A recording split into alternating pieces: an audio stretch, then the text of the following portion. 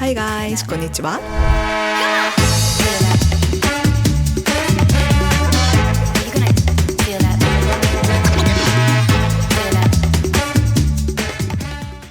저번에는 기모노 스타일의 미니 드레스 입었잖아요. 근데 오늘은 원래 처음에 만들었던 그 퓨전 한복을 입어봤는데요. 제가 이거 괜히 이거 잘못 줄여가지고요.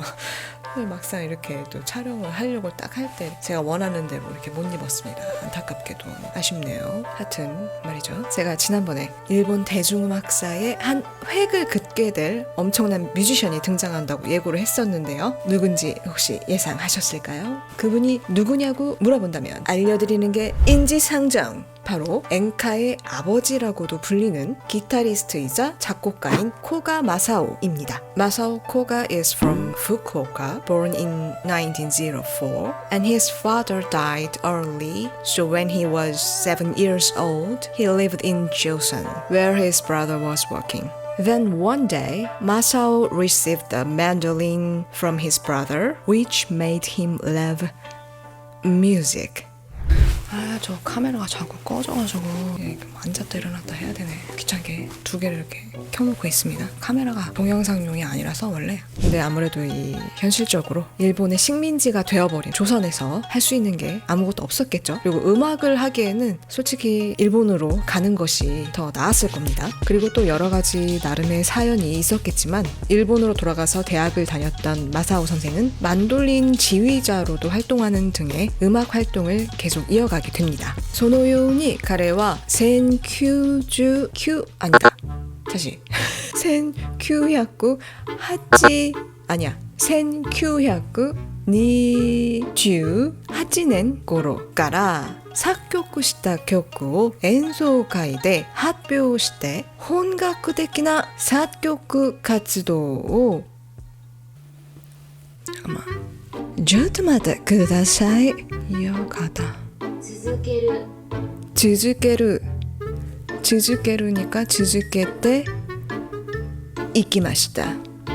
続けていきます。そしてマサオさんは音楽と共にする人生を生きてきたし、また多くの部分から影響を受けてインスピレーションを得たようです。インスピレーション교양이상. 제가 이분의 음악을 많이 들어본 건 아니지만 왠지 모르게 굉장히 공감되는 부분도 있습니다. 이 코가마사오상은 일본의 민속 음악은 물론이고 어릴 때 어머니가 흥얼거렸던 그 고향의 노래들이나 또 조선에서 살면서 자연스럽게 접했던 조선의 민요들 또 악기들을 통해서 많은 영향을 받았다고 한 인터뷰에서 회고하고 있습니다. 先ほど話したようにマサオさんはギタリスト以前にマンドリン演奏家だったじゃないですか。このマンドリンの音がなんか東洋的な感じもあります。So from my point of view as an Asian composer, I think that when Asian Mr. Masao plays the mandolin, he naturally came up with a lot of inspiration. 아무튼 이 코가 마사오 선생님은 당시로서는 코가 멜로디라고 불릴 정도의 자신만의 개성 있는 스타일의 음악들을 만들어내면서 일본 대중음악사의 새로운 시대를 열게 되었습니다. この時コガマサオさんは日本に帰ってからも継続的に朝鮮のミュージシャンたちと交流を続けていたそうです。 자, 그리고 이 엔카라는 명칭에 대해서도 굉장히 여러 가지 의견들이 있습니다. 원래 연설가가 연가로 불려지긴 했지만 시간이 지나서 유행하는 음악들을 연가라고 부르게 되었는데 이 사회운동과 연관이 있다는 이유로 한자만 염으로 바꿔서 염가라고 부르게 되었고 70년대에 들어서 한 레코드사의 프로모션에 의해서 엔카라는 이름으로 정착이 되었다. 뭐 이런 의견도 있고요. 이 60 1920년대에 들어서 염가라는 새로운 장르가 생겨난 거다, 이렇게 보는 의견도 있습니다. 근데 아무튼 이 연설가를 제외를 하더라도 이게 연가든 원가든 염가든 음악적으로는 규칙이 이렇게 정해져 있는 게 아니기 때문에 이거는 그렇게 중요한 게 아닌 것 같아요. 뭐 예를 들어서 BTS 노래를 아이돌 음악이다, 댄스곡이다, 가요다, 케이팝이다 뭐라고 부르던 다 맞는 말이잖아요. 그냥 그 시대의 흐름에 따른 유행가들이고 그에 따른 제각각의 이름들이다, 이렇게 이해를 하시면 될 것 같습니다. 아무튼 그래서 이 엔카라는 명칭 때문에 메이지 시대의 연설가와 이 엔카를 하나의 역사로 이렇게 보는 경우가 있는데, 아무래도 그 트로트와의 연결성을 차단하기 위해서 전문가라고 하는 분들이 이렇게 많이 설명을 하고 있는 것 같아요. 이 엔카와 연설가가 아예 뭐 연결점이 없는 것은 아니지만 이 둘은 애초에 생산 배경이나 형식, 그리고 가지고 있는 정서 등등등 이 많은 것들이 다르기 때문에 엔카의 역사와 전통은 원래 연설가에서 시작이 되었다 라는 시각에서 좀 벗어날 필요가 있지 않나, 뭐 이렇게 생각합니다. 굳이 뭐 이런 계보로 이어서 보고자 한다면 엔카의 역사라기보다는 그냥 일본의 대중음악사의 한 부분으로 보는 게 맞지 않을까요? 닌자네코 컴온. What? 아! 야, 어씨, 물지 마. 아, 저 고양이들 미치겠네. 고양이가 저를 가만두지 않습니다, 지금. Then let's take a look at how the history of trot began.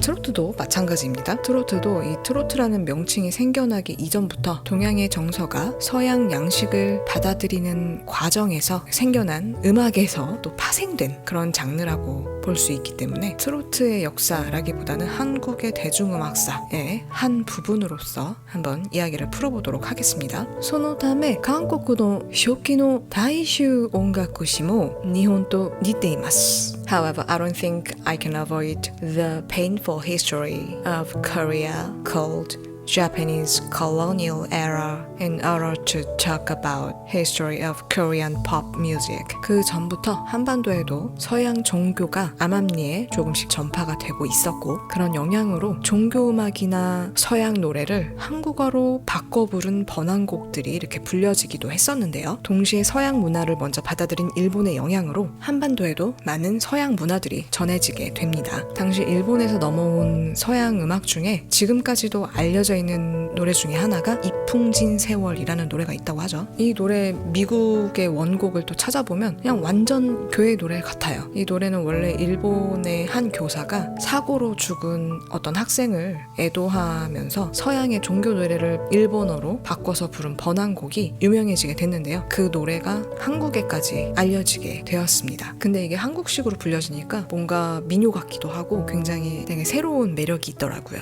포기와 영화를 누렸으면 희망이 족?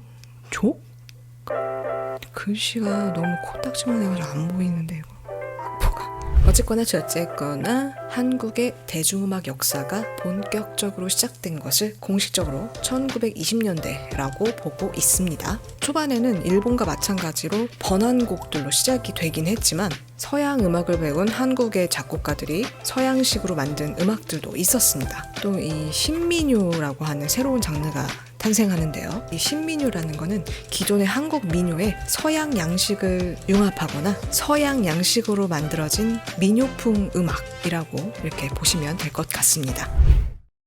오동나무 12대 속에 신선선녀가 하강을 하네. 에라 이것이 이별이란다. 에라 이것이 서름이라오.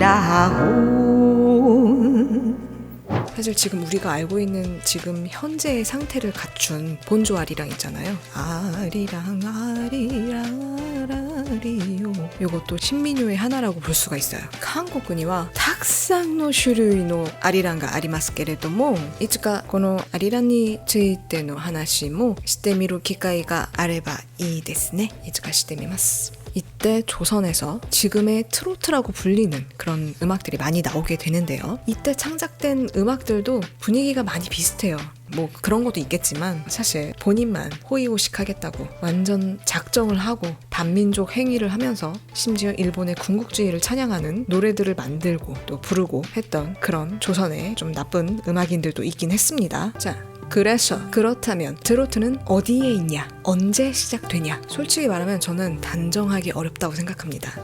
이게 어떤 노래부터 트로트라고 봐야 할지 또 트로트가 무엇이다 라고 정의를 해야 할지 사실 정말 애매하고 어려운 문제인 것 같아요. 이 트로트라는 용어를 본격적으로 사용하기 시작한 거는 일본의 엔카와 마찬가지로 60년대부터 였습니다. 엔카도 그렇고 트로트도 그렇고 원래 처음부터 트로트, 엔카 이렇게 불린 게 아니고 원래 그때는 그냥 유행가라고 이렇게 불렸었어요. 그래서 이 트로트와 엔카라는 이 퓨전 음악을 한국에서 소비하면 트로트, 일본에서 소비하면 엔카 이렇게 정의를 하면 되지 않을까라고 생각합니다.